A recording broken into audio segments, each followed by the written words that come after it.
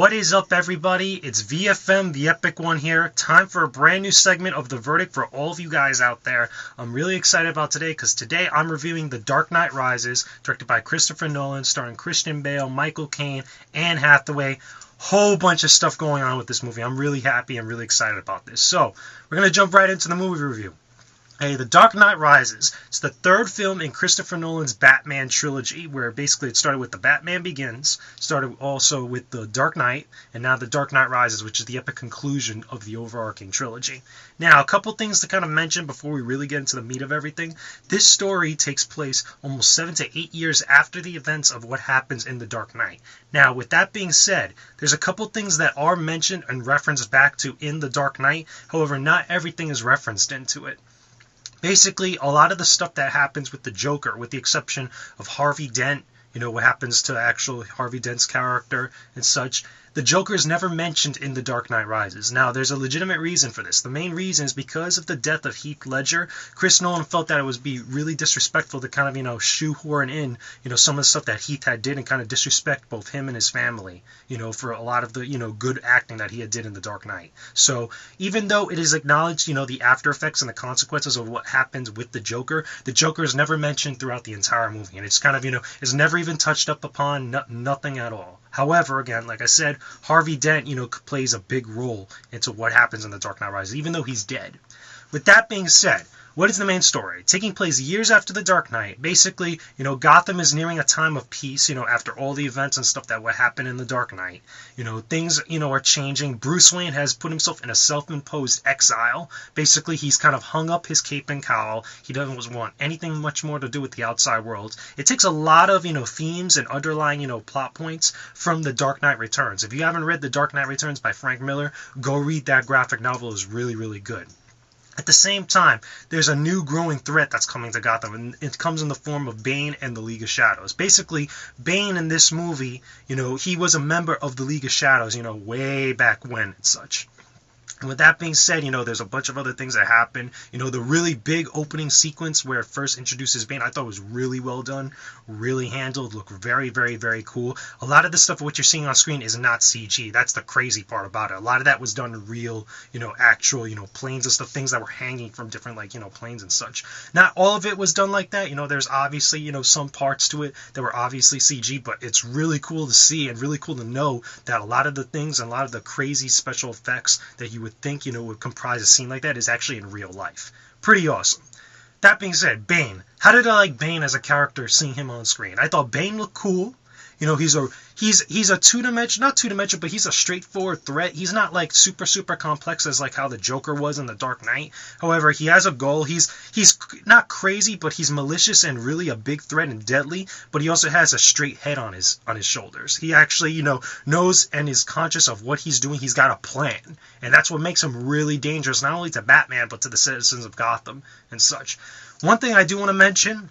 A lot of people I saw in a couple of reviews and such, they were still complaining a little bit about Bane's voice. Bane's voice did not bother me one bit while I was watching the movie. I remember seeing the original footage, the first, preview footage of The Dark Knight Rises where Bane's voice was really muted and stuff, and I think they did a much more better job, making him comprehensive and such. It was, obviously he's talking through a mask, it's going to be a little bit muffled, a little bit distorted somewhat, but I still think that, his voice was fine. It wasn't anything, that was, annoying throughout the entire movie. But overall, Bane, really good villain, really good character, awesome. Now, let's talk a little bit about Anne Hathaway. Anne Hathaway as Catwoman. A lot of people were worried about this, and, for good cause, for good reason.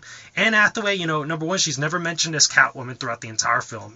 Nolan has this kind of thing where certain characters, exactly who they are, but they're never actually, really given their, pen name or their surname or their comic name at first glance, or even at all throughout the entire movie. With Selina Kyle, she's just called Selina Kyle. She's never called Catwoman, but she fulfills the role really well. This isn't how Michelle Pfeiffer handled it, or any of the 1960s type of Batman handling on the actual character. She still is a femme fatale. She's really, she's sexy. She has that kind of, aura and that, mischievousness to her. But at the same time, it also makes sense within Nolan's world that he's built up upon. It makes sense within this kind of, ground rules of reality for what, Catwoman as a person might actually be. And I think it worked well. I think Anne Hathaway did a really good job acting. She really, did some good work in a lot of the scenes, both with, was it Christian Bale when he was Bruce Wayne and Batman, as well as everybody else, because she really, really flexes her acting muscles throughout the entire course of the movie. A couple other characters I want to mention obviously you got Christian Bale as Batman. He does the job really well. Michael Caine, Alfred Pennyworth, a really good job. Those two are a great pair. They've been doing it for the past couple of movies, so it's really good to see that they haven't lost their touch. The guy who plays Commissioner Gordon, same thing. He's playing the kind of, playing the role of he's not so young anymore. He's kind of, they give him a term called an old war hero, where basically time's of peace and all he knows is from the battles of what he had, back in both Batman Begins and The Dark Knight. So that was pretty cool. He did a really good job acting. There's some crazy stuff that happens to him that I'm not going to spoil, but he really handles those scenes very well. And even though, some parts of the movies he's kind of, out of the spotlight, he still contributes enough to the story of what's going on. At the same time, you got Joseph Gordon-Levitt, which plays John Blake.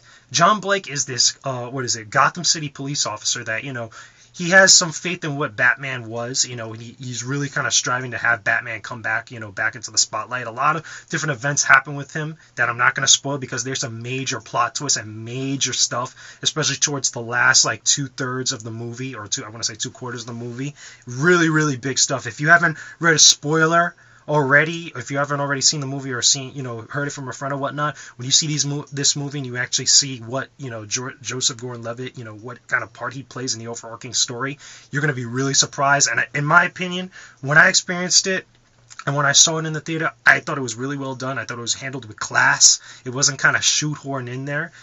Again, it's very vague, because I'm trying not to spoil it, but it is huge, huge, huge plot point. So, that being said, let's move away from there. Let's talk about the action in the movie. The action is fantastic. Nolan, I've said it plenty of times, Nolan just knows how to make good movies. He choreographs his action sequences really well. Some great set pieces. There's some awesome fights, especially the fights with Bane and Batman. A lot of that is taken from the Nightfall comic arc where Bane kind of breaks Batman's back, and Batman literally hits his lowest point in this movie, in different areas. A lot of different things happen to him, but specifically with him in the parts, between Bane and Batman, whether they're fighting or just talking and stuff, it's electrifying on screen. Everybody in the movie theater that I was at literally lost our minds when that whole scene was playing. It was really, really, really cool. I think there's about a total of, I want to say, about 2 to maybe 3 different scenes with both Bane and Batman on screen, like that, give or take a few or whatnot. Really, really, really freaking cool. At the same time, a lot of stuff, I want to really give, props to both Michael Caine and Christian Bale, because there's this one scene in The Dark Knight Rises where, things are starting to really kind of take a low turn and really going downhill from there. And there's this one beautiful scene where both Alfred and Bruce are talking, and they're really getting to a heated, not a debate or an argument, but a real heated discussion of certain stuff is actually coming to the limelight for the first time. And both actors really hit the nail on the head. And I thought it was amazing, that it was awesome. Great writing. You have to really give props to the guys who wrote this story. It was awesome. Now, a couple extra final thoughts. Again, overall, how did I feel watching the movie? I thought the movie was fantastic. I think, personally, in my opinion, it was really well done. The best Batman... No, well, maybe I wouldn't go as far as say the best Batman movie I've ever seen. It's debatable whether this one was as good as The Dark Knight. A lot of people still love Heath Ledger's performance as the Joker. However, this one I felt was a great way to end the trilogy for Chris Nolan. Again, it's his last Batman movie that he's directing, that he's involved with.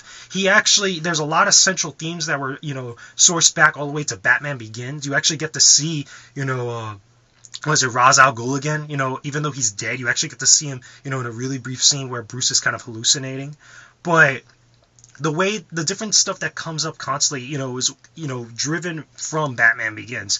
This actual ending, and it was actually said in an interview with Chris Nolan, he actually had an idea of what he was going to do with the ending of the Batman trilogy, or how he was going to end Batman, way back until after he filmed Batman Begins, before he did The Dark Knight or whatnot. So it's good that, a lot of the stuff comes full circle, and a lot of the connections are made between all 3 movies. There's homage to both Batman Begins and The Dark Knight, and all throughout The Dark Knight Rises. Rises, but at the same time, it's not shoehorned in there. It's not thrown in there just for the sake of throwing it in there. There's an actual point to the overarching story, to the central theme, and everything that's going on screen. And I think that is really, really awesome, really commendable of Nolan.